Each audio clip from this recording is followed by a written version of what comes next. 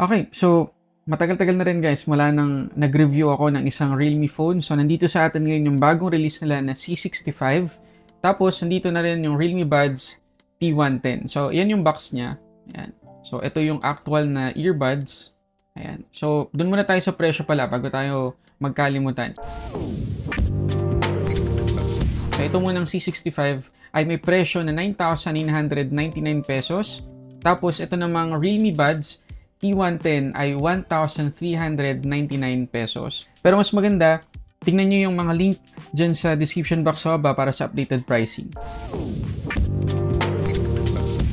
Okay, so again guys, ito yung box ng Realme Buds T110. So ito yung actual na earbuds. So matte finish, merong Realme branding dito sa harap, LED indicator, tsaka USB-C port for charging. Pag binuksan natin, tingnan nyo yung colorway niya, yellow sa loob. Ang ganda, diba? So mamaya i-check natin kung paano ba ito i-connect sa C65. Ito yung kanyang itsura. Ayan. All black naman siya. Yung earbuds niya all black. Ayan. So napaka-stealthy naman kapag suot-suot natin to. Babagay sa kahit anong damit natin. At medyo mahaba-haba yung stem niya. And para sa akin mas maganda yung audio quality kapag nagko-call tayo gamit ng isang earbuds na mahaba ang stem. Kasi mas malapit sa bibig natin yung mic. Para sa akin lang naman. Okay, so balikan natin guys itong C65. So ang makikita lang natin dito sa harap ng box, syempre yung text na C65, Realme logo, tsaka yung 48-month fluency protection ng TUV Rhineland. Big deal yan guys kasi ang ibig lang sabihin yan, kung ano yung experience nating performance sa day 1, yun yung magiging experience natin sa loob ng 2 taon. So hindi siya babagal sa loob ng 2 taon. Ganun kaganda yung promise ng Realme dito sa C65. Tapos guys, dito sa likod, makikita natin ilang mga top specs pero mamaya isa-isahin naman natin yan. So, nandito sa atin ay yung Starlight Purple.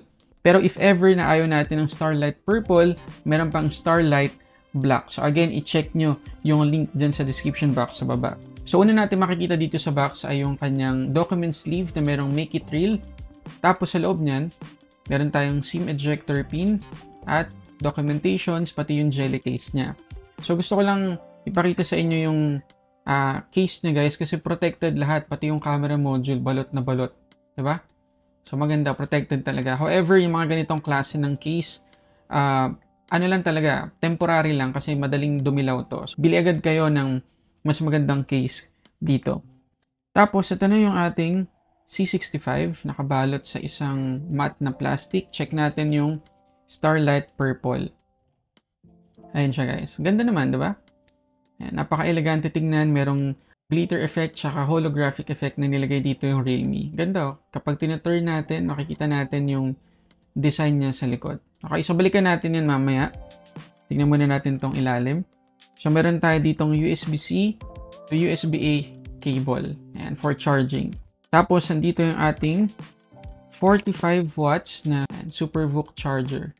Tapos, USB-A pa rin yung kanyang port. So, mamaya, papakita ko sa inyo yung SOT na napiga ko dito sa C65 kasi isa yan sa main highlight na feature nitong C65. Pati na rin kung gaano ko kabilis na charge yung phone na to. Okay, so balikan natin guys saglit itong design ng C65. So, nung una ko makita to, ito yung reaction ko. Pamilyar na pamilyar yung design. At upon checking guys, ito yung kamukha niya. Ayan, Samsung S22. Kita niyo yung resemblance? Diba? Napakalaki. Wala lang. Naisip ko lang talaga kasi nung pagkakita ko, parang familiar yung design. So, ayun. Tapos, makikita nyo na flat na yung mga gilid natin. So, comfortable naman siya hawakan. Tapos, dito sa may left side, makikita natin yung kanyang SIM tray. Check natin. So, good news naman guys, kasi yung kanyang SIM tray ay meron dedicated na micro SD card slot plus dual SIM. Tapos dito naman sa may right side, yung volume up and down buttons yung makikita natin plus yung power lock button na fingerprint scanner na din. Dito naman sa may taas, wala tayong makikita kahit ano. At dito naman sa may ilalim, yung kanyang single firing speaker, USB-C port, at yung kanyang mic plus may headphone jack tayo dito. Tapos dito naman sa harap guys, makikita natin yung punch hole selfie camera. At meron tayong pre-installed na screen protector out of the box. Ang kapansin-pansin lang, makapal talaga yung chin niya. And hindi naman na tayo masyadong nagulat dyan dahil 10,000 pesos lang yung phone na to. Tapos guys, itong C65 ay merong IP54 na splash and dust resistant. So, ibig sabihin, kung maulanan man to or matalsik ka ng tubig habang naguhugas tayo ng plato, o kaya mapunta tayo sa maalikabok na environment, walang problema. Pero guys, huwag nyo ilulubog to sa tubig. Ngayon, pagdating naman guys sa haptics, medyo torn akong i-recommend to or patayin kasi konting-konti na lang talaga. Malapit na siya dun sa sobrang entry level na vibration. Ganun yung haptics niya. So, kayo na bahala mag-check kung okay sa inyo o hindi. Ngayon, yung kanyang single firing speaker guys dito sa ilalim, malakas. In fairness naman kasi nilagay nila yan na audio booster na 300%. So, malakas talaga. Hindi ako nabitin at kahit na itodo natin yung volume, in fairness, maganda pa rin yung quality, hindi sabog. Ngayon, pagdating naman guys sa display, meron tayong 6.67-inch IPS LCD HD Plus or 720p resolution at meron tayong 90Hz na refresh rate. Hindi tayo masyadong mag-expect guys na sobrang magiging maganda yung quality ng display nitong C65 kasi nga 720p lang. Pero, sharp yung mga text guys. Maganda yung quality ng mga pictures, images na lilitaw dito sa display. So, pasado pa rin. Yun nga lang, kahit 90Hz, meron kayong mapapansing delay kapag tinatouch natin. Hindi siguro ganun kataas yung touch sampling rate ng phone na to kasi may ghosting talaga. However, kapag all white yung naka-display, halimbawa dito sa SMS, wala tayong makikitang yellowish tint. Sa iba mga phone na ganito yung presyo, ganito yung specs, yun yung compromise. May yellowish tint dito. Pero at least dito sa C65, wala tayong na-encounter na ganung problema. Okay, so balikan lang natin saglit guys itong Realme Buds T110. So kapag inopen natin yung charging case sa tabi ng C65, merong pop-up message na lilitaw. Ayan. So ang gagawin lang natin, tap natin yung connect. Huwag natin isasara tong charging case hanggang mag-connect siya. So ganun lang kasimple. So hindi na tayo pupunta sa Bluetooth para i-pair siya manually. Hintayin lang natin yung pop-up na message or ganito na settings. Tap natin yung done. Okay na tayo. So, check lang natin yung quality. Okay, so, na-test ko na guys itong Realme Buds T10. Okay, konting feedback lang. Ang ganda ng tunog, grabe nagulat ako doon. Lakas ng bass. Walang halong exaggeration. Ang ganda talaga.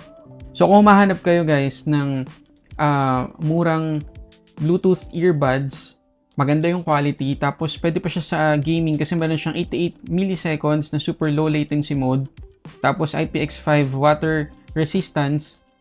Ito na guys, Realme Buds T110. Ganda ng tunog, ganda ng bass niya. Hindi siya sobrang lakas, pero damang-dama mo yung bass. Reminder lang guys, ang ginamit ko lang na pang test, YouTube app. Hindi pa to naka Spotify. So, mas compress yung audio dito sa YouTube compare doon. Mas gaganda pa yung quality ng sound kung doon tayo sa mga streaming services, Spotify o kaya sa Apple Music. Pero dito pa lang ang ganda na. So, bili na kayo nito. Okay, so medyo bad news lang guys pagdating sa pag-stream sa mga movies, TV series kagaya sa Netflix. Level 3 lang yung ating Widevine security dito. So, ST or standard definition lang yung pwede nating ma-play. Pero in fairness naman guys, pagdating sa display settings, meron tayong screen color mode. So pwede nating ma-customize or matimpla yung kulay ng display kung gusto nating mas vivid or kung gusto nating mas natural. Pwede rin. Pwede rin nating ma-customize yung kanyang color temperature. Ayun, pagdating naman guys sa screen refresh rate setting, meron tayong tatlong option dito. Auto, standard, tsaka high. Kung high, nakalock lang siya sa 90Hz. Standard, nakalock lang siya to 60Hz. Pero sa buong test, ang ginamit ko ay auto. At upon checking guys, from 90, bumababa naman siya to 60Hz kung hindi natin ginagalaw yung display or hindi kailangan ng mataas na refresh rate sa isang application. Ngayon, pagdating naman guys sa performance, naka Realme UI 5.0 na tayo dito. Android 14 na yan.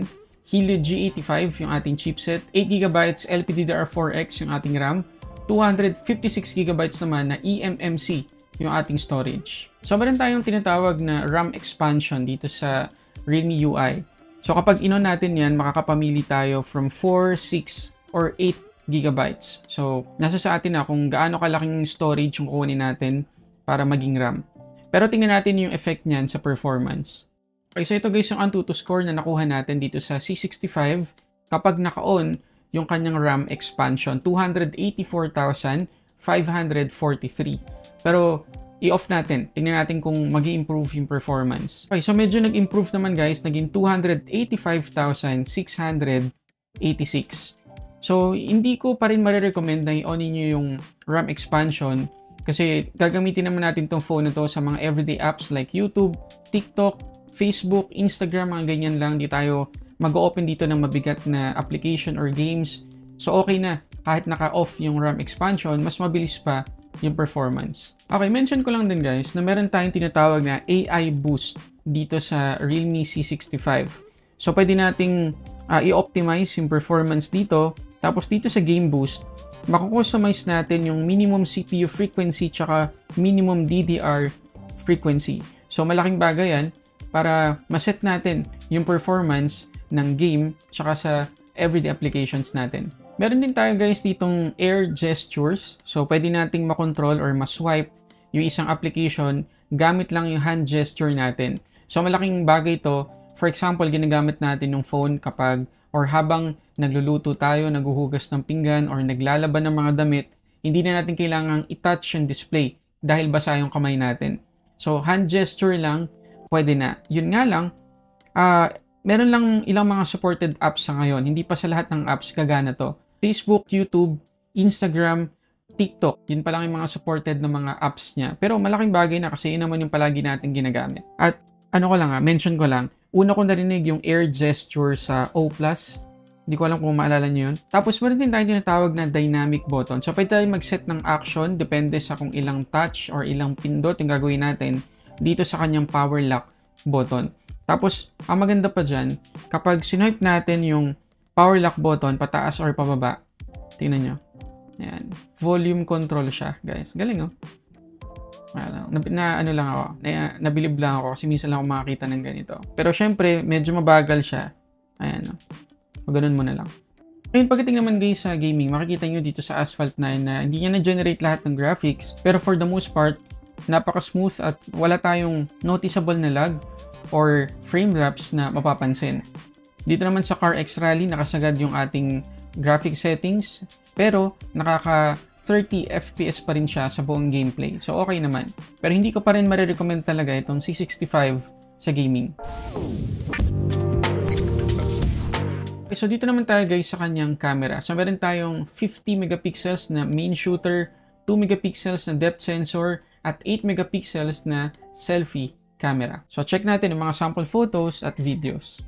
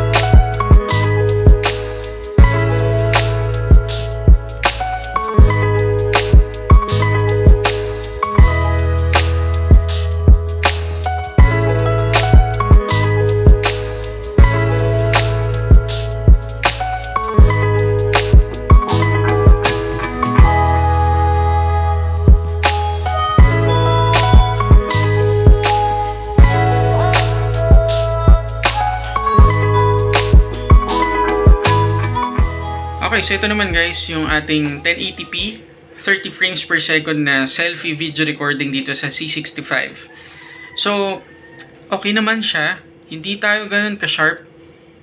Yung kulay niya, okay lang din. Medyo maputla kasi yung t-shirt ko mas blue pa compare dito eh. Pagdating sa real life, medyo maputla na siya dito sa Realme C65. Pero, in fairness naman, 1080p na, hindi 720p yung ating recording.